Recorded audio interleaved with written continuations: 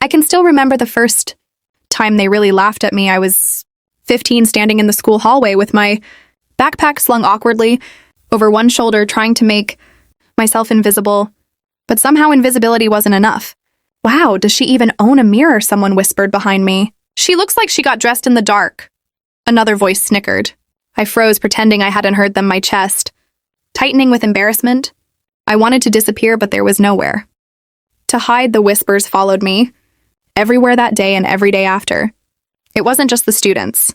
Even family gatherings became a stage for ridicule. My aunt would mutter about how careless I looked. My cousins would snicker about my weight, my hair, or my clothes, and my parents, they didn't intervene.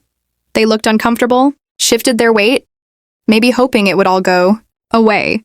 But nothing changed. I realized early that no one would fight.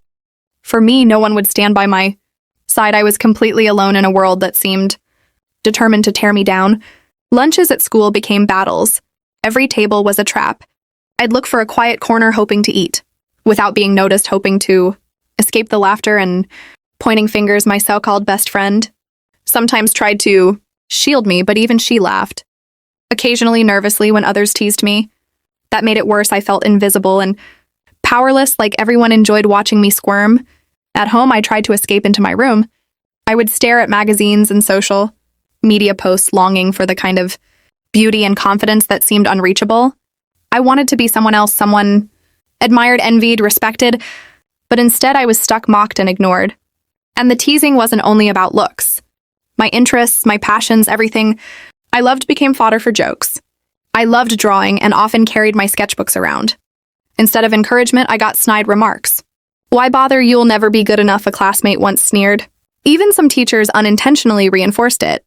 "Maybe if you dressed the part, people would take your art seriously," one commented, casually smiling faintly, not realizing how much it stung. The humiliation built quietly. Like a fire under the surface, I stopped crying. Openly, I stopped asking for reassurance. I started observing carefully, noting who had laughed at me, whispered about me, or pointed fingers. I began keeping track of every insult, every joke, every time I was made to feel less than. At a family birthday party, it all hit me at once. I had walked in wearing my usual clothes, hoping to blend in. My cousins immediately snickered. "Look at her, still the same," my cousin whispered to another, loud enough for several people to hear. "She'll never change," my uncle added with a smirk, his voice dripping with amusement. I sat quietly listening as they laughed and whispered about me. My parents didn't say a word, and I realized I had been left to endure the humiliation alone. That night I cried in secret, feeling invisible, abandoned, and powerless. But somewhere deep inside, a spark flickered, a spark of determination. I knew I couldn't rely on anyone else to make me feel worthy. I realized that if I wanted respect, if I wanted people to stop laughing, I had to create it. Myself, I couldn't wait for validation. I had to take it, and I wanted them to see the final version of me, someone they would never expect. I started small. I spent hours watching tutorials on makeup, hair, and fashion.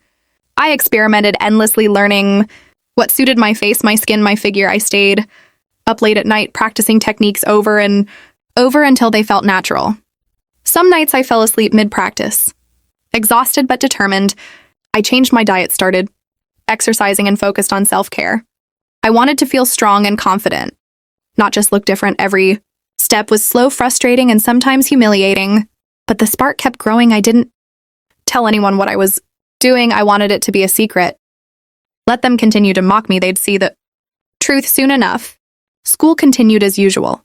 Whispers followed me through hallways. People commented on my clothes, my hair, even the way I walked. Still the same, they would say. Shell never changed. Their words fueled me more. Then they hurt me. Now I had started to observe patterns, figure out who would be impressed, who would continue mocking, who would be genuinely surprised when the change came. My social life was almost non-existent, but I found solace in quiet activities I buried myself in. Books online, tutorials, and self-improvement exercises.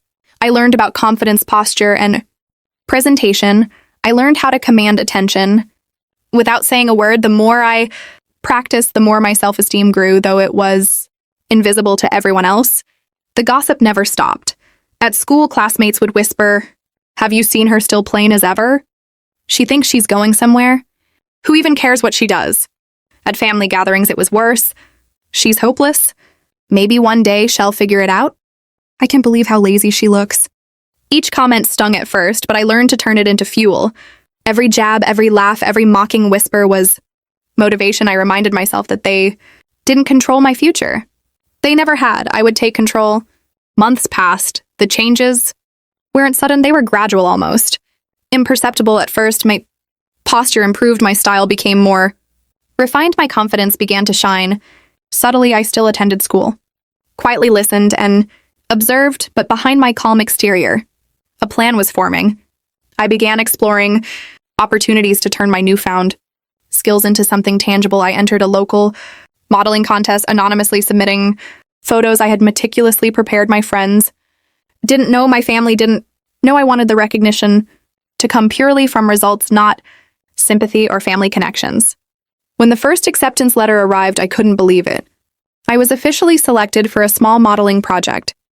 I practiced walking poses, expressions every single day. The gossip continued around me, but now I laughed silently at the irony. They'll never see this coming, I thought, a quiet smile on my face. Even my parents started commenting again without realizing the irony of their words.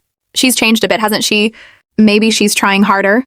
Little did they know it wasn't trying harder. It was transforming smarter. Every detail, every effort, every hour of preparation was a step toward something far bigger than they could imagine. By the time the project wrapped, the changes were noticeable to anyone who hadn't seen me grow daily. My classmates whispered in disbelief, "Is that really her? She looks different. Wow, she's amazing now."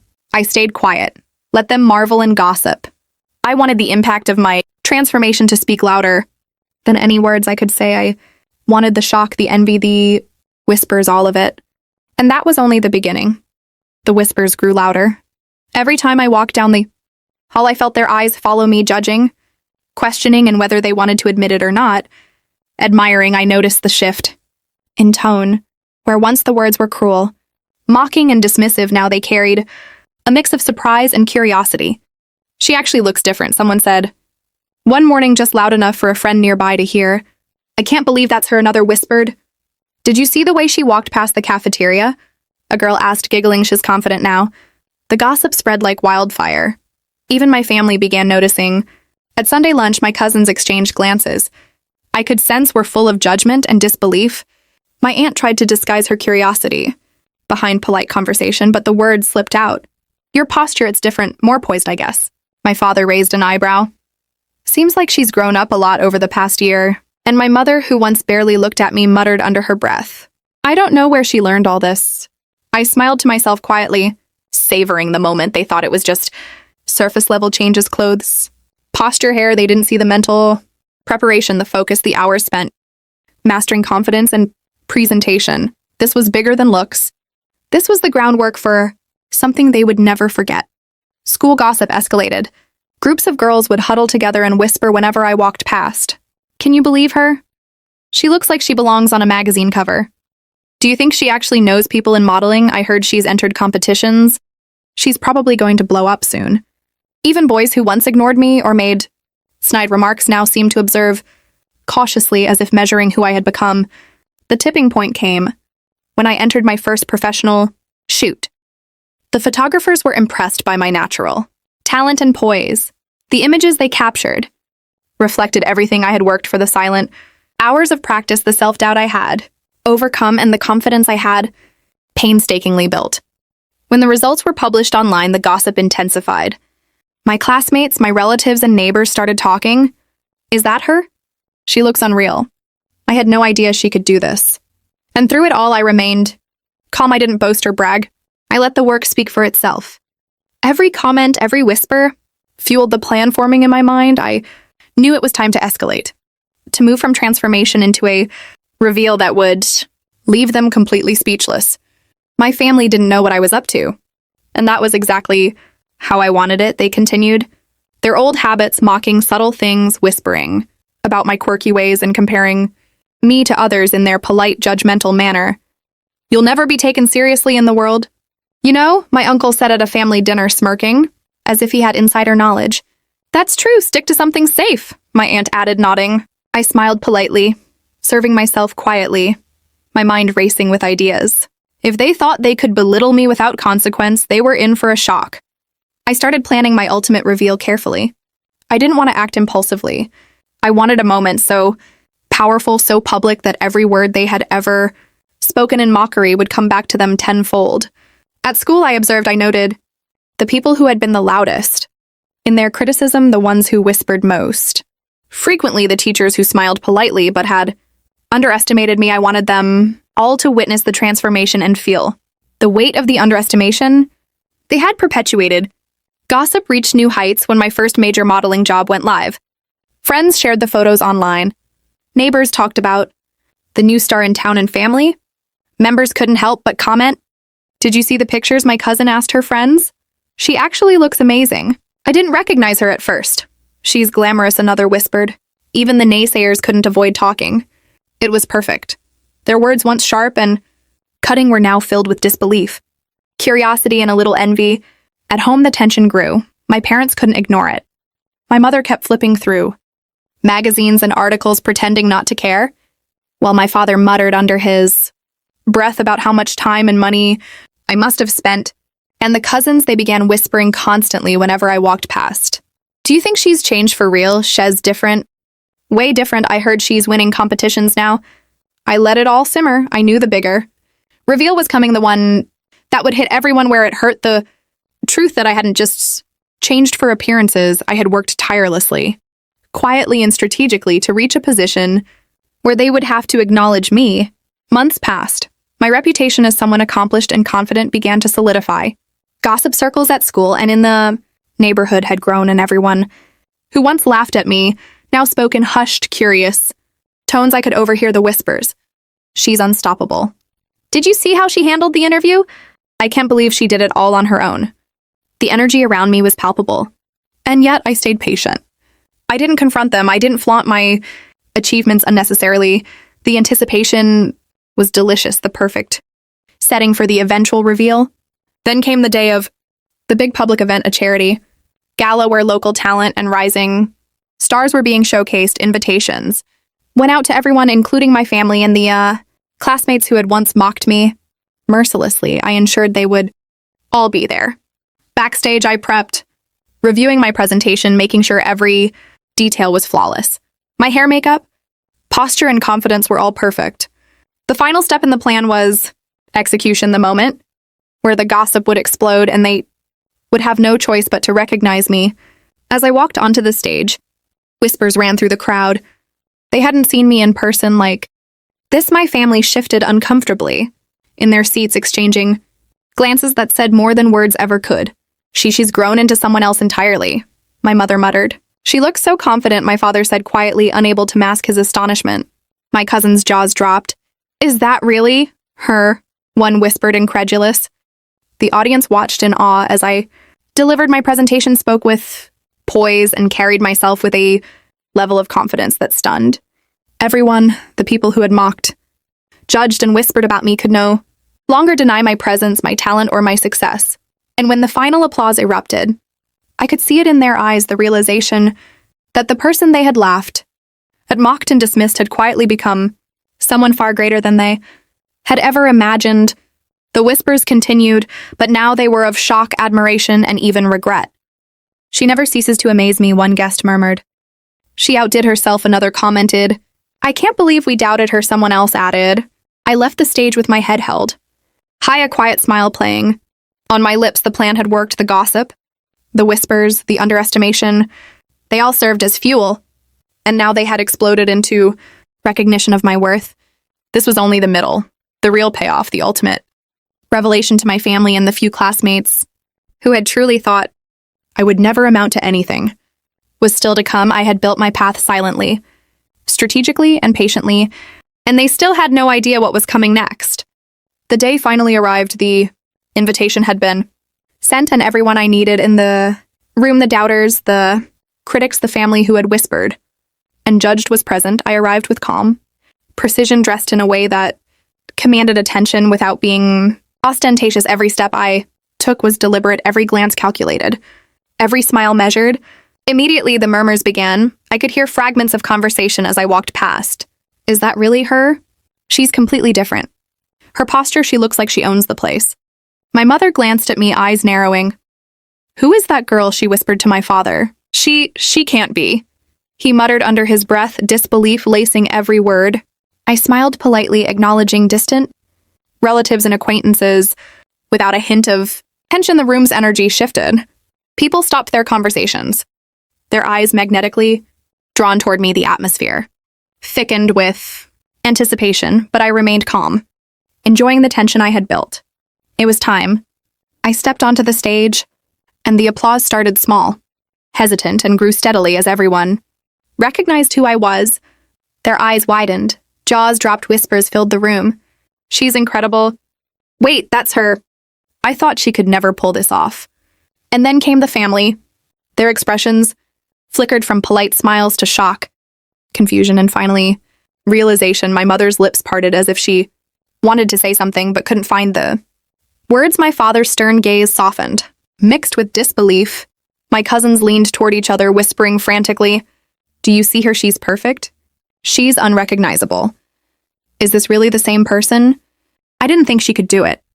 The whispers grew louder, the gossip intensifying. I waited for the moment, letting the silence build just long enough to draw attention to myself. Then with calm authority, I addressed the room. "I know some of you have questioned me, laughed at me, and underestimated what I could achieve today. I am standing here to show you that perseverance, dedication, and self-belief can turn doubt into accomplishment. I've grown, I've worked hard, and every silent hour you overlooked me only fueled my drive." The room froze. Their shock was tangible. Family members exchanged uneasy glances, realizing that their years of underestimation had been a mistake. The people who had once whispered behind my back were now silent, their own words haunting them. Every time someone mocked me, whispered about me, or doubted my ability, I promised myself I'd rise higher. I continued, my voice steady and unwavering. And today I've done just that. The applause started slowly but grew into a thunderous ovation. People stood cheering, clapping, some even whistling. The room had transformed from judgment and doubt into recognition and admiration. My family's reactions were priceless. My aunt's face flushed red as she muttered, "I didn't think she could do this." My uncle's jaw tightened, clearly trying to mask his pride and embarrassment. She really did it," my cousin whispered, disbelief and admiration intertwined. And the gossip, oh, the gossip, I could see it spreading. In real-time text messages whispered, comments, side conversations, everyone sharing what they had witnessed. "She's unstoppable. She worked so hard and never said a word. I can't believe we underestimated her all this time." I allowed myself a quiet smile. I had done it not with anger or vindictiveness, but with focus, determination, and patience. I had let my actions speak louder than any words could. The people who had doubted me, laughed at me, and underestimated me could no longer ignore the truth. After the applause, I made my way off stage. My family approached cautiously. My mother, finally finding her voice, said, We didn't realize, we never expected this." I smiled gently. Sometimes the quiet ones are the ones who surprise everyone. My father nodded slowly. "You've truly outdone yourself. We underestimated you." Even my cousins, the ones who had been the loudest in their gossip and ridicule, looked at me with a mixture of respect and awe. The moral of the story was clear. Resilience, patience, and self-belief can overcome the harshest doubts and betrayals. I had transformed their laughter, whispers, and underestimation into my fuel. I had let them gossip, let them doubt, and then turned it all into a victory that no one could deny. That evening, as I reflected on the journey, I realized the ultimate revenge was not humiliation or confrontation. It was success. It was mastery. It was the undeniable proof that perseverance and focus could silence even the harshest critics. I had turned every doubt, every sneer, every whisper into my personal triumph. And in the end, the lesson was simple, but profound. Never underestimate the quiet ones, the ones you dismiss, laugh at, or mock, maybe silently building a life that will leave you speechless. The whispers, the gossip, the judgment, they are temporary, but the results of hard work, determination, and belief in oneself are eternal.